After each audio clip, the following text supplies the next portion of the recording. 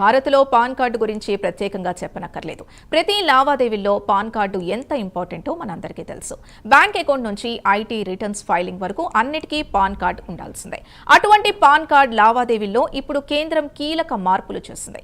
April 1 నుంచి ఈ కొత్త రూల్స్ అందుబాటులోకి రానున్నాయి. ఈ కొత్త రూల్స్ తో నగదు డిపాజిట్లు, వాహన కొనుగోళ్లు, స్థిరాస్తి లావాదేవీల విషయంలో సామాన్యులకు మేలు చేయనున్నాయి.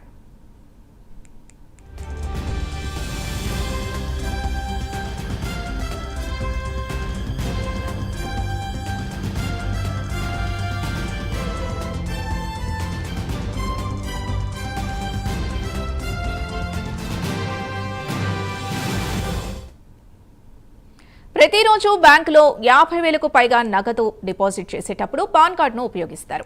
అయితే కొత్త నిబంధనల ప్రకారం ఏడాదిలో 10 లక్షల రూపాయలు అంతకంటే ఎక్కువ మొత్తం డిపాజిట్ చేసినా, విత్డ్రా చేసినా పాన్ కార్డు ఖచ్చితంగా ఇవ్వాల్సి ఉంటుంది.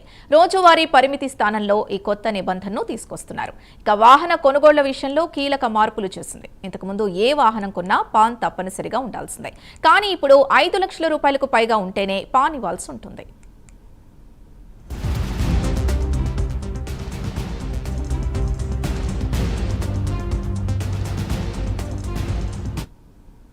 ఇప్పటి వరకు అమల్లో ఉన్న నిబంధనల ప్రకారం హోటల్ లేదా రెస్టారెంట్ బిల్లు 50,000 దాటితే పాన్ కార్డు ఇవ్వాలి.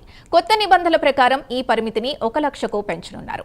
ఇక స్థిరాస్తి కొనుగోళ్లలో కూడా మార్పులు చేయనుంది. ఇప్పటి రూల్ ప్రకారం 10 లక్షలు దాటిన స్థిరాస్తి లావాదేవీలకు పాన్ తప్పనిసరి. ఏప్రిల్ 1వ తేదీ నుంచి ఈ పరిమితిని 20 లక్షలకు పెంచనున్నారు.